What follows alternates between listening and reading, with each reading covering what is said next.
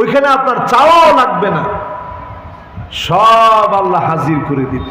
আজকে যারা গান বাজনা ছাড়বেন, সেদিন জান্নাতি হুররা সুরের তালে তালে সেদিন আপনারা শোনাবে, আপনি শুনবেন। জোরে কোন আল্লাহু আকবার। এখানে যারা বসছেন, বিশেষ করে আমার যুবকরা, এমন 7 শ্রেণীর মানুষ আছে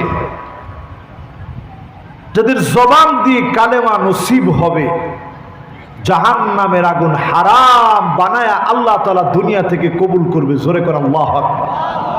কয় শ্রেণীর মানুষ শুনবেন? কষ্ট হয়ে যাচ্ছে আপনাদের?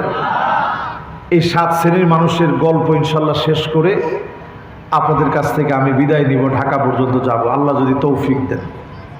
কয় শ্রেণী? 1 নম্বরে প্রিয় ভাই আমার, যতজন আজকের মাহফিলে বসলেন, কালেমা পড়েছেন, কালেমার উপরে আছেন, জন্মসূত্রে মুসলমান, এমন মুসলমানের সংখ্যা কম না বেশি? কি সূত্রে মুসলমান? জন্মসূত্রে মুসলমান। কোরবানির ঈদ আসতেছে, অন্তত কোরবানির সময় গরুর গোশত দিয়ে আমরা খাবো, এরকম মুসলমানের কোনো অভাব আমাদের দেশে একেবারেই নাই। জন্মসূত্রে মুসলমান হইলে চলবে না। ঈমান জেনেছেন, কালেমার উপরে বুঝে শুনে ঈমানের উপরে থাকেন, জ্বালিয়ে দেওয়া হবে, পুড়িয়ে দেওয়া হবে, ঈমানের পথ ছাড়বেন না। এমন ঈমানদারদের জন্য হারামাহুল্লাহু আলাইহিন নার, জাহান্নামের আগুন হারাম হয়ে যাবে। এমন ঈমানদারদেরকে ডেকে ডেকে যিনি জান্নাতি বানায় দিবেন, তিনি কে? তাহলে কেমন ঈমান? জ্বালায় দিবে, পোড়ায় দিবে, ঈমানের পথ ছাড়বে না। জোরে কোন আল্লাহু আকবার। একটু ফিলিস্তিনের দিকে তাকায় আসেন। ছোট ছোট এক একটা বাচ্চা, মনে হয় মাত্র একটা গোলাপ এই মাত্র ফুটেছে, এরকম বাচ্চাদেরকে শহীদ করে দিচ্ছে। ওই বাচ্চারাও দেখবেন কামানের সামনে দাঁড়ায়, জবানে তেমন কিছু বলতে পারে না, তারপরেও আঙ্গুলটা উঁচা করে কামানের সামনে দাঁড়ায় আঙ্গুল নাড়ায় নাড়ায় বলে, আমার আল্লাহ একক। মাথা যদি নত করা লাগে, আল্লাহর সামনে মাথা নত হবে। তাগুত কোন শক্তি ইহুদিদের সামনে মাথা নত হতে পারে না।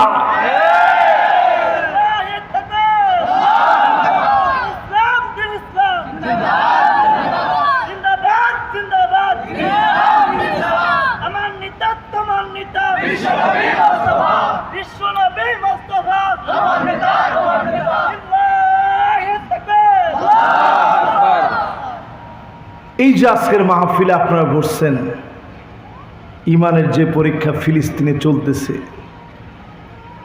এই পরীক্ষা যদি আমাদের উপরে আসে, কয়জন টিকবে একটু চিন্তা করে বলেন। টিকবো? আমার তো মনে হয় না। যে আমি নিজের কথা বলি, কি পরিমাণ পরীক্ষা চলতেছে। 5 শতাধিক মসজিদ জমিনের সঙ্গে মিশায়া দিয়েছে। 3 শতাধিক ইমাম আলেম, বড় বড় খতিবদেরকে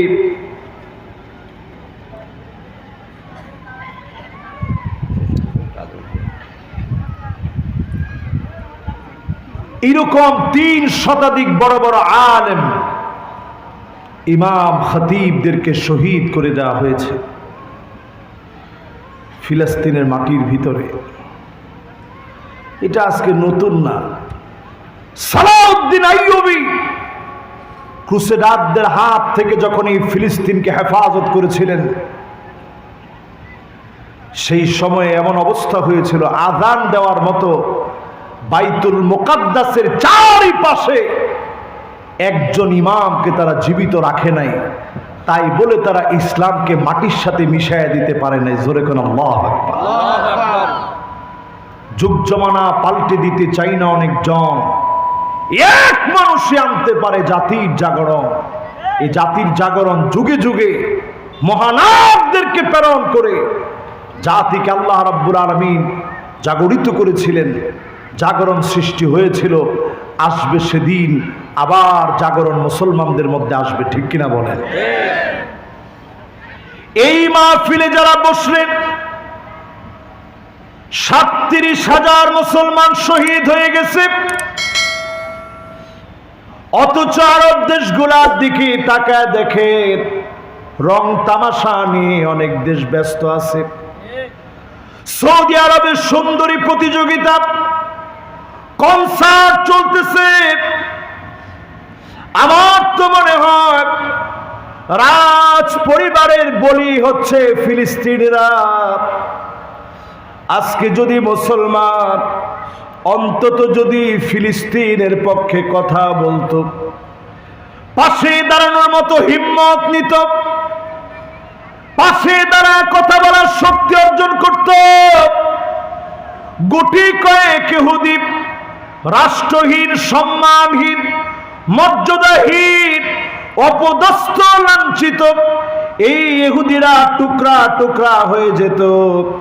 সময় বেশি দিন বাকি নেই, জমিনে ইহুদিদেরকে যিনি টুকরা টুকরা করে দিবেন তিনি কে?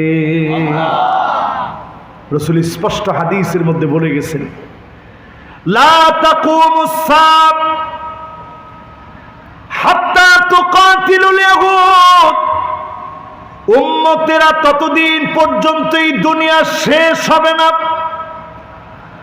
আগে তো ইহুদিরা মরবে, এমন ভাবে মরবে, ফায়াকুলুল হাজারু ওয়া ইহুদি, পাথর